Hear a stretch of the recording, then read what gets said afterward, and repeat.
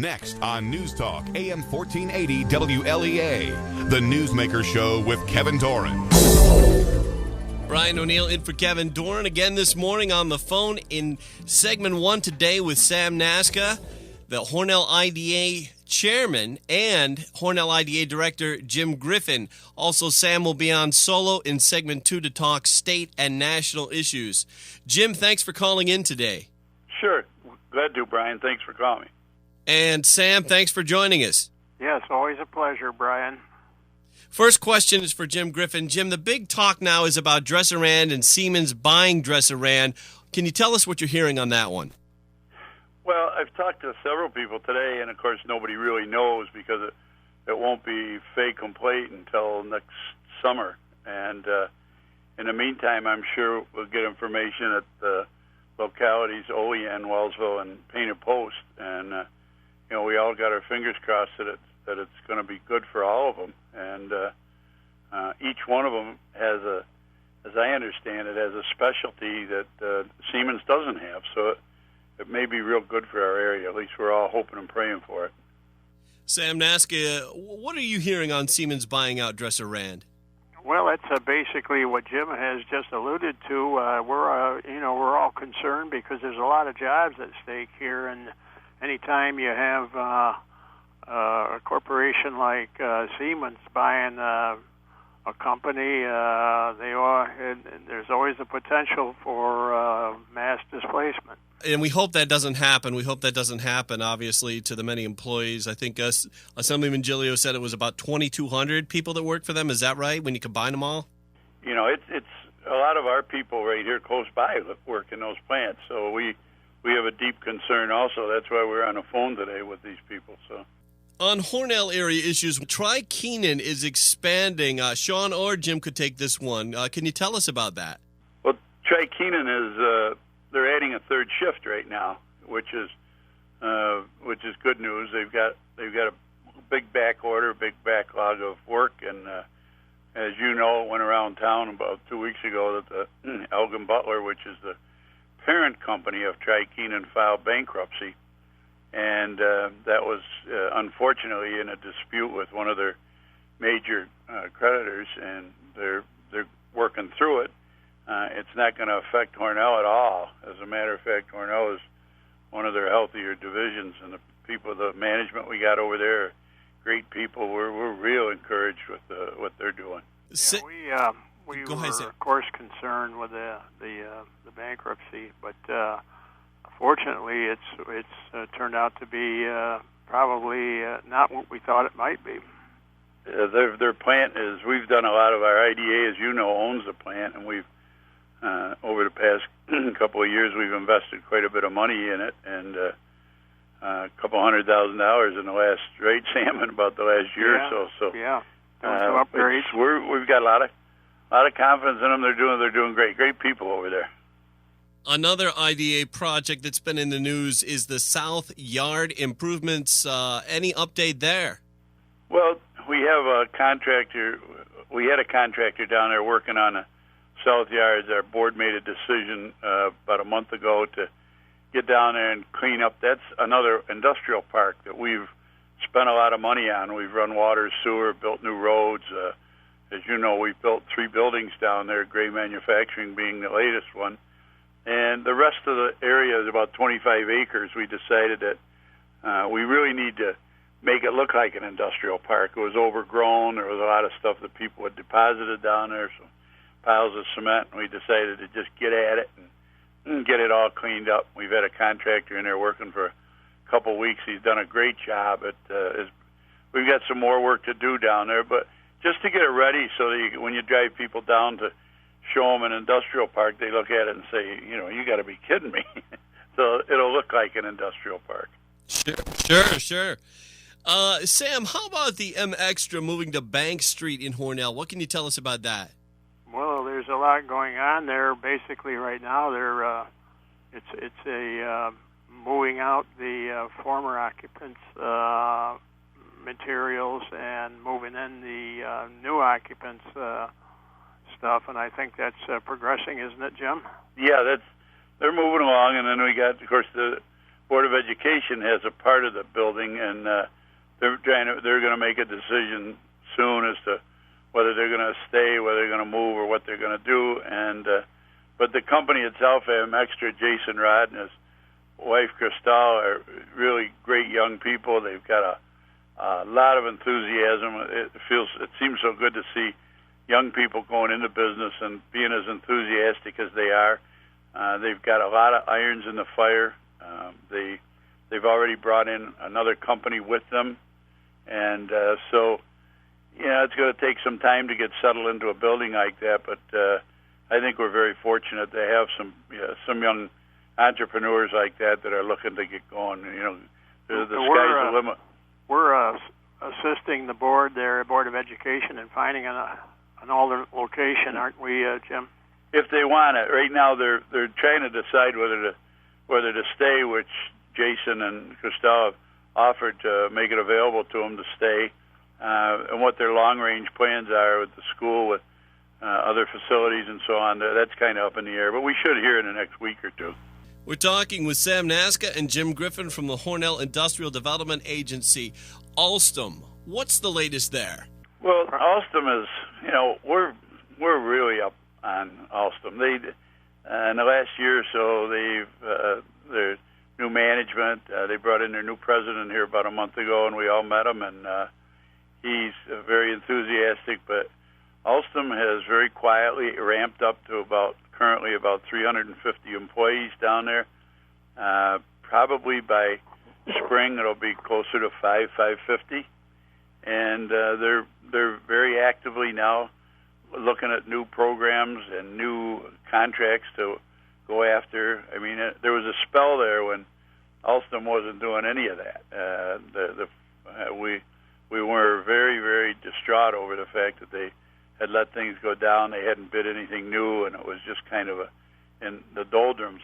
But this new group has really reactivated it. Alstom is looking at a lot of exciting projects coming up, and they've brought back all the people that somebody shipped up there a couple of years ago from Hornell to Rochester, and so we're really, really excited about what Alstom's doing. In fact, as a matter of fact, I was in a merchant store today, and he was telling me, he said, "Boy, is it nice, we're seeing a lot of these French people that used to be here are back, and they're stopping in our stores now." So those are the good things. Well, I think the new management structure has breathed a breath of fresh air into the environment here, and I think he's injected a new outlook, a new philosophy on the Hornell facility. It's a real positive right now. I've often said, Jimmy, that we were very fortunate to have a company that had deep enough pockets that could basically mothball a facility until things ramped up, and they were able to do that.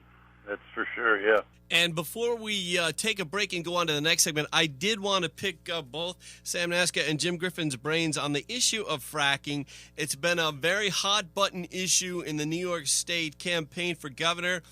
But I think at least Jim Griffin would raise the question, should it be? Because he would ask, is the price of natural gas right at the moment? Well, I think the fracking issue is something that I think we'll see decided fairly soon. I think it has to be done the right way. I'm certainly for natural gas being extracted if we're sitting on what they say we are, as long as it's done the right way. It doesn't interfere with the Finger Lakes, for instance, and it is proven that the chemicals are not going to cause a problem. And I think certainly the state has studied it long enough. I think they ought to be able to come to a conclusion fairly soon.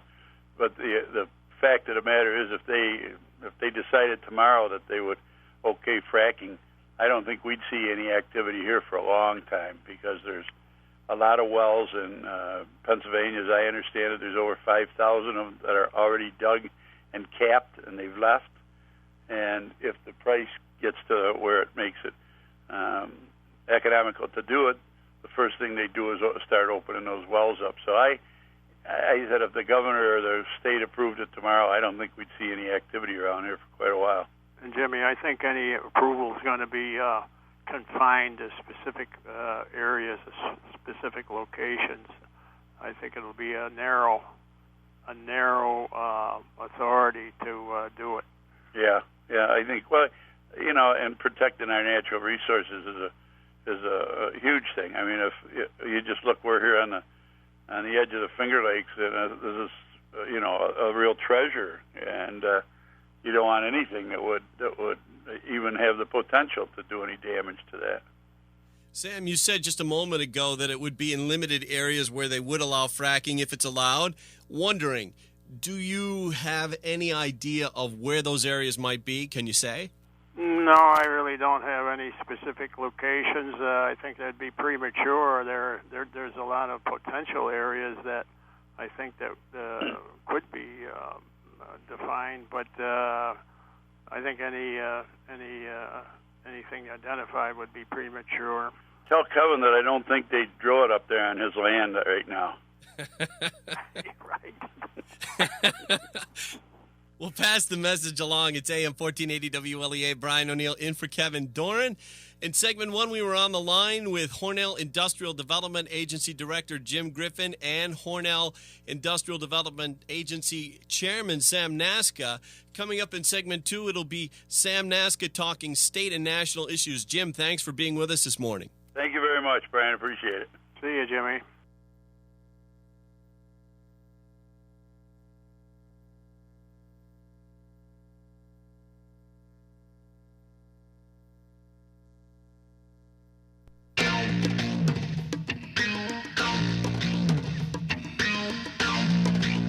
Back on the Newsmaker Show, Brian O'Neill on with Sam Nazca now. Sam, we were just talking about hydrofracking in the last break. The last Quinnipiac poll that was out in May showed that New Yorkers were divided on how they felt on fracking. 44% support it, 44% opposed. This has been a big issue. How much will this play in the governor's race in November? I think it'll be an issue in some of the upstate counties. Not all of them, because there's some pockets of strong opposition in even some of the upstate counties, but definitely won't be an issue in the downstate counties, because there's probably a huge chunk of that 44% comes from down there. Republican Rob Astorino and Governor Andrew Cuomo both spoke to the Business Council last week. Sound bites from the Astorino speech have gotten a lot of play on the Fred Dicker Show and the Bill Noje Show. The big thing they've been talking about in the media, Astorino scolded business leaders present at the Business Council for rewarding leaders who Astorino said are managing the decline of the state. The Wall Street Journal reported that those comments did not go over well with businessmen. Wondering about your thoughts on that speech from Astorino, Sam. Well, it depends on who you talk to as to how it was received. Fred Dicker said that for his opinion that it was received well, but you're absolutely right. Some of the members of the Business Council took strong exception to that because of its implications. Right now, they did not make an immediate endorsement of the governor. I don't think if they've done that since, but they are expected to endorse Andrew Cuomo in the upcoming election.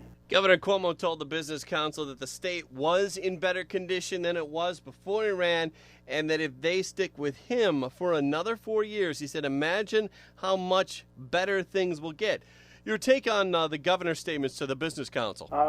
There are some good things happening, and I think the Startup New York program will definitely be a tremendous success. It's only in its early stages, but I believe, and so do other people of knowledge in the business community, believe that Startup New York will be a huge success and inject a tremendous amount of economic stimulation in New York. Sam, you were with Mayor Sean Hogan at the state Democrats, I guess they call it a mini convention during the state Democrats fall meeting that was in Albany on Sunday and Monday. Can you tell us what happened? Yeah, it was pretty much there was no contest for any of the offices of the state committee. Former Governor Patterson was reelected state chair of the State Democratic Committee. All of the officers were reelected for another 2 years. There were some great speeches. Kathy Hochul was there, the lieutenant governor candidate, and she made a great speech. And in fact, Sean and I met with her personally on issues of the campaign in our area. She's knowledgeable, she's capable, she can handle a crowd, and any comments to the contrary were unfounded. Your thoughts on the Zephyr Teachout Tim Wu race against the Cuomo Hochul ticket? It's another situation where a primary where you got less than 15% of the people voting.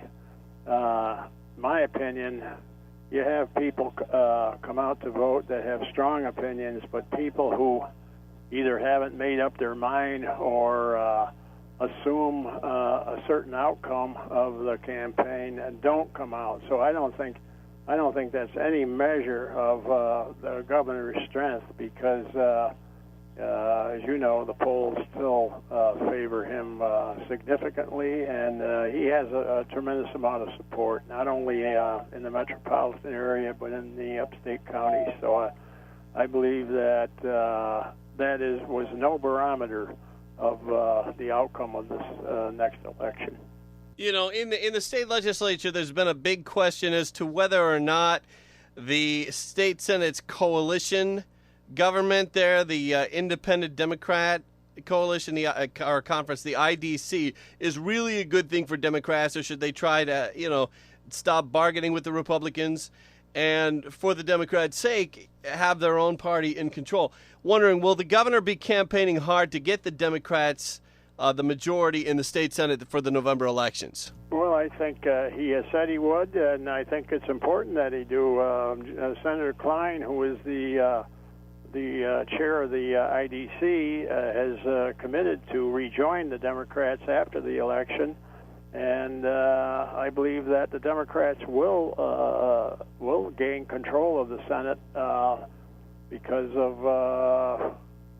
of the governor's support. I think he is certainly dedicated to having a Democratic Senate, because there are issues there that he champions, that he believes he could pass there, such as campaign reform. Wanted to touch on a couple of national issues before we go. We're talking with Hornell Democrat leader Sam Nazca here in segment 2. Sam, Senator Gillibrand has been hitting hard on the issue of harassment, and in particular the harassment she went through. She said there were a couple of big names that harassed her on her way up in politics. She said that after she had a baby, someone told her that she was too fat to run for office. She also said another politician said that she was too chubby and it was not turning him on, so to speak. Your thoughts on the senator coming out on these issues?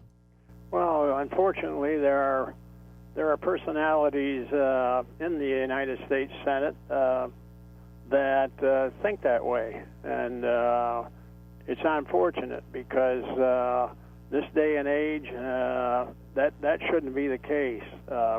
We have the Women's Equality Act proposed in New York State, not passed, that addresses a lot of those issues, and I think Senator Gillibrand is hitting on the right points. And she's using her experiences, which I'm sure other female senators have had to endure. She's brave enough to come out and state her case, and I applaud her for it, because there's way too much of that. We should consider our female members of the Congress the same way we do our male counterparts, and she's on the right track. Was kind of shocked that one of the comments Gillibrand is alleging came from Senator Inouye. Yes, I agree with you, because you'd expect it to come from, without naming names or naming geographics, you'd expect it to come from some other area, not there. On Obama and his strategy with ISIS and ISIL, do you think the president's doing the right thing here? I believe he is, because of the fact that he's got the area allies on his side. They are supporting him strongly. They have entered this coalition, Saudi Arabia and others, and that with their being part of it and sharing in the not only the economic support but also the combat activities, I think it's a great thing, and it may encourage and cultivate a further support for Obama in that area. Hornell Democrat Chairman, who's also the Hornell Industrial Development Agency Chairman, Sam Nazca, thank you very much for joining us today here on the Newsmaker Show. Thank you, Brian. Pleasure to be with you. And great being with you, Sam. It's AM 1480 WLEA Hornell. NBC is next.